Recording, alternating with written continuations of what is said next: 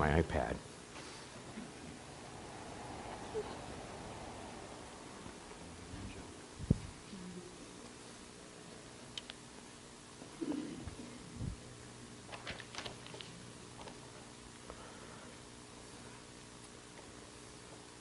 Michelangelo is painting the ceiling of the Sistine Chapel when he sees an older woman praying the rosary. He decides to take a break and lies back on the scaffolding so the woman can't see him, and says in a loud voice, "I am Jesus Christ. Listen to me and I will perform miracles." The old woman is intent on her beads and does not look up. Michelangelo figures she is hard of hearing, so he shouts again, "I am a Jesus Christ. Listen to me and I will perform miracles." With head bent, the woman continues praying, so Michelangelo shouts, "I am Jesus Christ, listen to me." And the old woman yells back, "Oh, would you just shut up? I'm talking to your mother."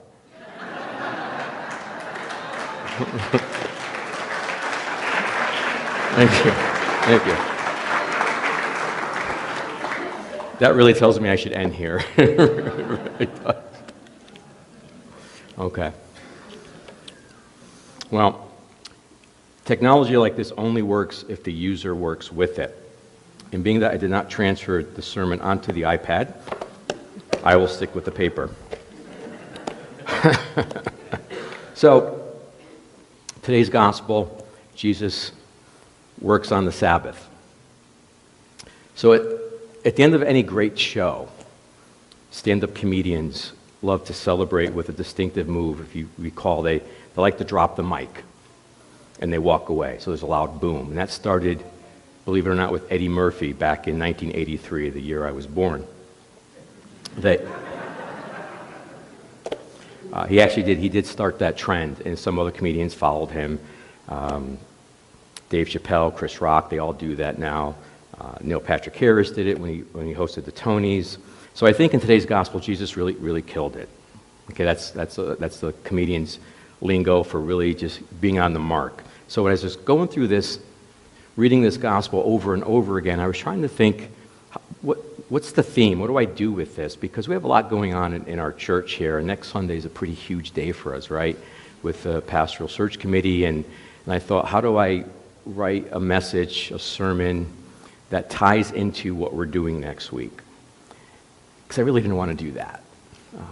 It's an important day, and we've talked about it, and we've talked about it, and we've talked about it. So I read the gospel over again, and in my mind, I saw Jesus standing there with a microphone and healing this woman and talking to the crowds, and that's where the drop the mic moment came from. So I thought I would inject that into this sermon.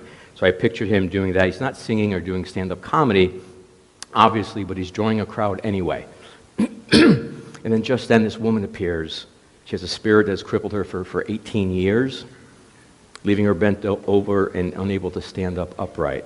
So Jesus calls her over and he says, "Woman, you are set free from your ailment." He lays her hands on her, and immediately she stands up straight and begins to praise God. So Jesus is victorious over the crippling spirit, and to accentuate his triumph, he drops the mic, and boom, the moment's over. But not everyone, as you heard today, is impressed by that, right? The leader of the synagogue is indignant because Jesus has broken a religious law by healing on the day of rest. So the leader gets up and he says to the crowd, "There are 6 days on which work ought to be done. Come on those days and be cured, not on the Sabbath day." So he scolds the crowd, he yells at them for seeking healings on the Sabbath, and he criticizes Jesus for performing the work of healing. But Jesus basically calls him and the other religious leaders hypocrites. And we hear that word several times. You read about it many times in the New Testament. To be exact, that word would spout the pious rule worship that the Pharisees and the religious leaders at the time speak about all the time. They have no problem giving their livestock, as Jesus points out, water if they were in need on the Sabbath day. So that's okay. But for Jesus to heal is not okay. There's this legalism that goes along with it that sends the wrong message to the people at the time. it was doing damage to the people at the time as well, for those that were listening.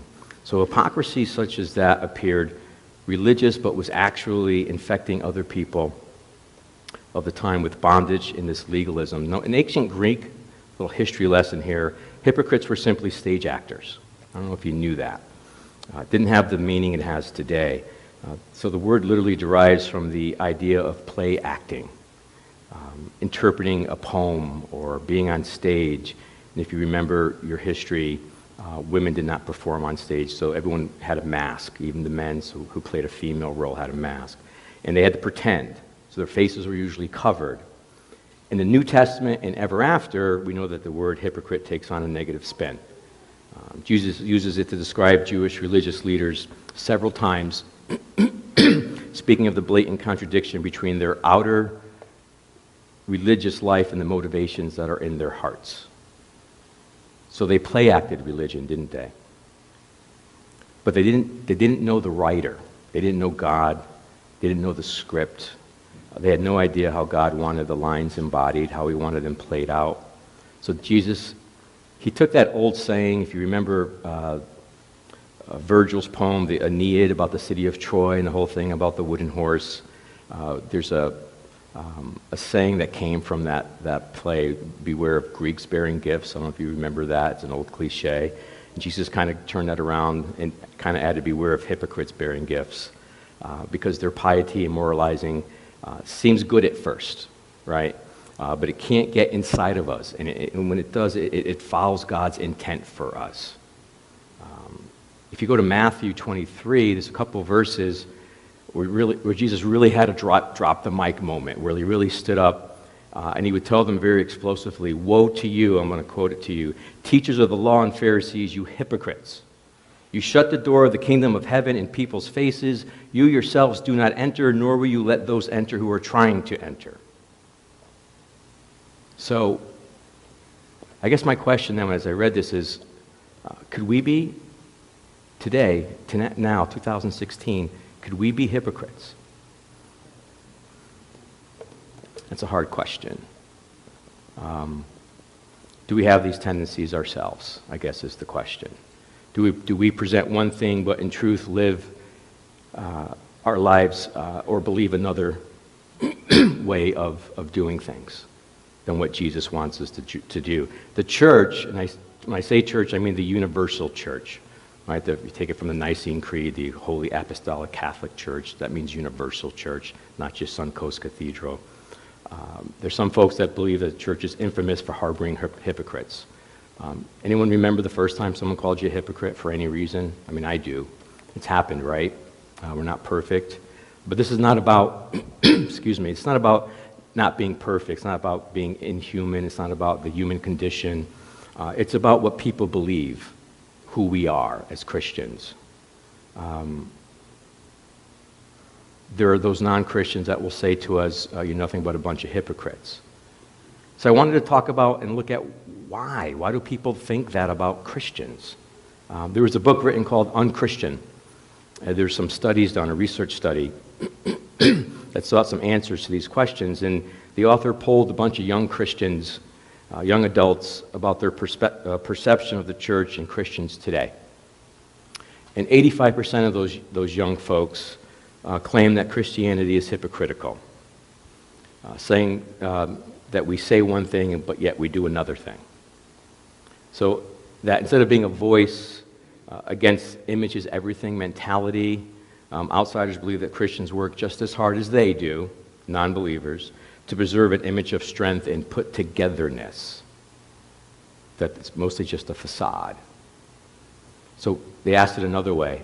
85% of those folks that they polled have a personal relationship with a Christian, but yet only 15% of those people thought that the lifestyles of those Christians were significantly different than the norm. It's getting kind of sad at this point, isn't it? So I wonder, where's he going with this? So, but the study shows that the lifestyles are pretty much the same, Christians, non-Christians.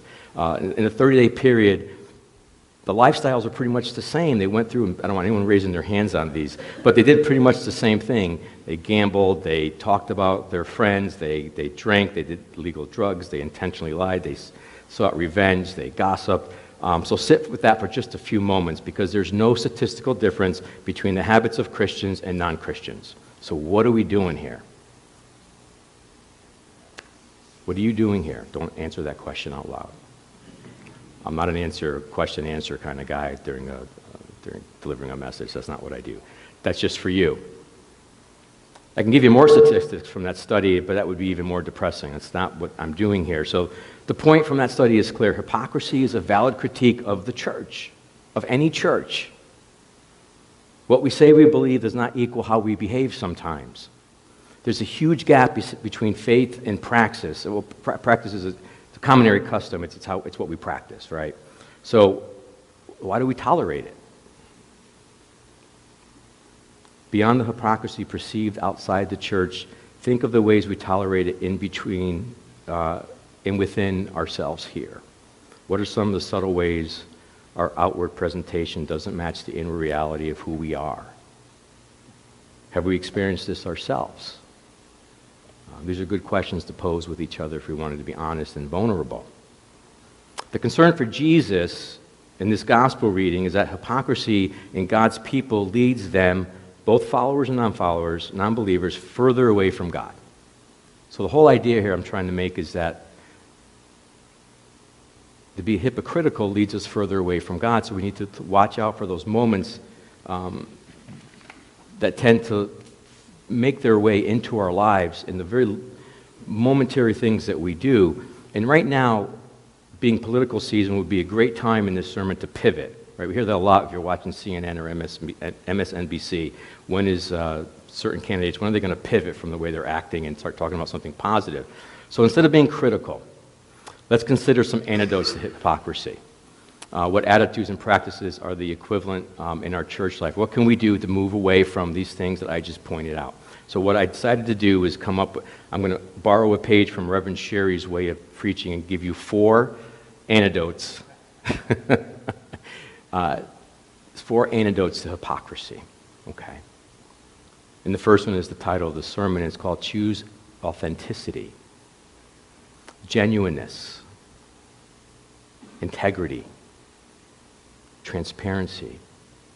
And these are buzzwords in younger churches today. When I say younger, I don't necessarily mean chronologically younger. I mean renewed. Churches that face a growth, new growth, expansion, that face challenges, that face maybe some of the things we face right now with our transition, with what's going on next Sunday, where we're electing some congregants to be part of the pastoral search committee. There's an authenticity to that responsibility of what those 6 folks are about to embark on. Because people are tired of, I think, Sunday-only type Christianity. And that's what it means to choose authenticity. If Christianity isn't true and holistically transformative in our personal lives, then there are plenty of other things to do with one's time on a Sunday morning, I think. Personally, for Suncoast Cathedral, I see that this is what we're doing right now over the last several months. I use the example, Reverend Cass and Dorothy aren't here right now, but when they organized with the programming team, the spiritual locations, I did that with a very small group. It was Liz and Deacon Charlene, Kathy, who is here. I don't know where Kathy is right now. And myself, and we spent an hour and a half doing that, and it was very authentic for me. It was there was some transparency there. It was there was some integrity and some genuineness amongst the 4 of us, and that led to this Choose Authenticity, because it was one small piece of what we're doing right now that made me think about the road that we're on as a church, that we actually are moving in a direction that we're supposed to be moving in to grow and renew as a younger church. And again, remember, it's not about chronological age. It's about a renewal of who we are and who we want to become. In the place of hypocrisy, many churches are going with honesty, publicly normalizing their corporate imperfection. And what I mean by that is, As an example, in some of the studies I'm doing right now, I know a pastor who makes transparent imperfection the rule, not the exception, because his church slogan is, "No perfect people allowed." And there's another church that welcomes people each week with the phrase, "You are accepted here just as you are," which I think sounds very similar to what we do here at MCC, right? Because our saying is, "Come as you are, believing as you do." So, but what other adjustments can we make so that we can make "Come as you are, believing as you do" Christianity more real to those that are here now and for others that may want to join us? What can we do each and every day? How do we make an attitude shift in what we do each day as Christians, as part of Suncoast Cathedral? What can we do with our theology, our own personal way of thinking about God and about what we do here? What confessions do we need to make? How do we risk being vulnerable for and with one another? What hard questions do we need to ask of ourselves and even of our friends and our family? Whatever it takes, reject hypocrisy when you see it. And when you feel it, go with honesty. Imperfect, in process, in grace type of honesty. We have a lot to do in a very short time here at Suncoast as we go to this next chapter to hire a settled pastor. Because the danger that is implicit to that process is that some of us may be looking to hire Jesus, and he's not available for the job, right? So we need to be aware of the fact that we're looking to hire an individual, a man or a woman, to fill the role that we are looking to fill with the criteria that we set out, the things that we developed with the 5 or 6 workshops that we held. So there's a lot that we need to do, and we're going in the right direction, and we need to be very cautious of any hypocritical type of ways of thinking that may filter and make their way into that process. We have to guard against that. We need to be honest and truthful with each other as we go forward.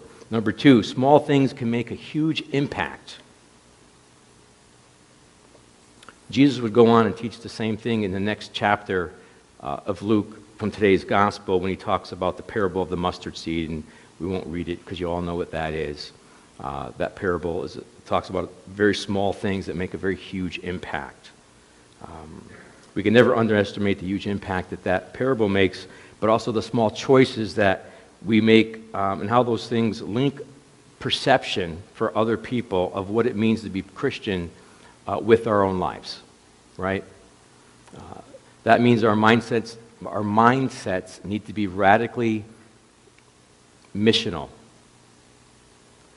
Every moment is potential evangelism. Every moment of our lives is potential evangelism. What do I mean by that? What I mean is how we correct our kids or grandkids in public. Right? How parents correct their kids in public is missional. It's evangelism. It's what others see. It's what we say about our shared and mutual friends when they're not around. That's evangelism. How we tip at a restaurant, how we engage or ignore the person checking out our groceries is evangelism. How we respond to being cut off in traffic, especially if you have one of those fish symbols on your bumper, right? That's evangelism. We don't need to worry about sharing Christ with others by engaging in heavy theological discussions. That's not it. Having a 6 to 8 week Bible study, having a book discussion on Wednesday nights are all wonderful things to have.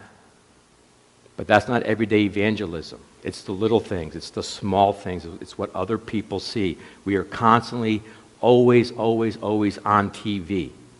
People are always watching what we do. That's evangelism. That's how to avoid being hypocritical to those that don't believe and to those that actually do believe. Number 3, don't fight with Jesus when you agree with him. And what I mean by that is, think about it, the definition that we just went over. Doesn't it strike you as a bit ironic that the non-believers in that survey, in that study, in that book on Christian, in Jesus and the gospel reading today share the same harsh opinions towards hypocrisy. They both basically said the same thing, that your outward showing of what you're doing is different than what you believe in your heart. It's the same. They both think the same thing. So don't fight with Jesus when you agree with him. So this is a great evangelism piece, I think. So next time you hear the hypocrisy argument from someone, some non-believer, someone who's on the fence, tell him or her that they sound like Jesus. Tell them about Luke 13. Tell them about today's gospel. And remind them that not to listen to something they and Jesus agree on. Don't let them keep that from exploring faith in general. And see if that does something. Not that we face that every day. Of course we don't. You don't walk down the street and have someone say, you're a hypocrite. You don't usually have that happen. But you might have that happen at a get-together or party or with some friends, extended friends, and someone might talk about something like that. But that's still out there. It's real. And it may even happen with believers, right? You could be in a group of friends that are all believers, and someone may call you out on something. Remember that evangelism piece, because even the smallest acts of our public life can be hypocritical and move us farther away from God, or they could be magnetic and pull us closer to God regarding the kingdom of God. Okay? Every piece, every moment of our lives. And then number 4 is apologize often. Remember that 30-day research study that I talked about? Where Christians and non-believers basically did the same stuff. And remember, and the list in that book was like this long. I only gave you a couple of them. It just proves that humanity is humanity. However, I'm not one of those that advocates bumper sticker theology, because I think it's really, really wrong, because steer people in the wrong direction, because it's really too easy. There was one well-intentioned soul that had a bumper sticker that did get close to some truth when his car shared the message, Christians aren't perfect, just forgiven. Right? So I think that message is on point, because Christians are transparent about their flaws, and they act first and they talk second. Act first and talk second. It goes back to those moments, right? To show someone who you really are, those moments of evangelism, and those little things that you do. What better way to prove and spread this message than by apologizing to that non-believer who might question you on something? That non-believer who thinks that we're all hypocrites by what we do because we come here every Sunday morning, but we live a different kind of life in public. I'm not talking about cheap excuses or phony apologies such as, yeah, I'm sorry that you feel that way. Get out of my way. I got to go preach on Sunday morning. Or I'm on my way to church. Yep, I'm sorry. Get out, we're done. Conversation's over. That's kind of a phony apology, don't you think? But I'm talking about real relational contrition. I need to ask you for your forgiveness. I really made a mistake on this one. And I'm deeply sorry of how it affected you. What kind of impact will that have on the non-believer? Because there are some really true non-believers out there, right? But I personally believe that a lot of non-believers, and I can't put a percentage on it, but not a lot of non-believers just need one of us to help them get over that hump, off the fence. They just need a little push. And that's that moment of being on TV. That's that moment of evangelism. That's that moment that God is waiting for you to help them.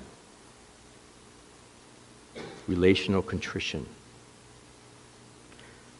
There's no perfect, safe way to be a Christian, preventing us from making the mistakes that might lead others to dismiss us as hypocrites. There's no safe way. The good news is that these 4 antidotes to hypocrisy lead to celebration, not condemnation, to rejoicing, not rejection.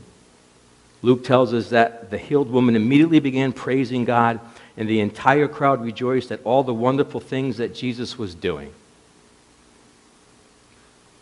Jesus was concerned enough about choosing authenticity and integrity that he put his own life and ministry into question by bucking religious conventions and breaking the rules. I think that must have been a fun way for him to live perfectly. It's a great model for us as we live imperfectly. So everyone here can have a drop the mic moment. Choose authenticity, and you will always, always, always walk away victorious. Amen.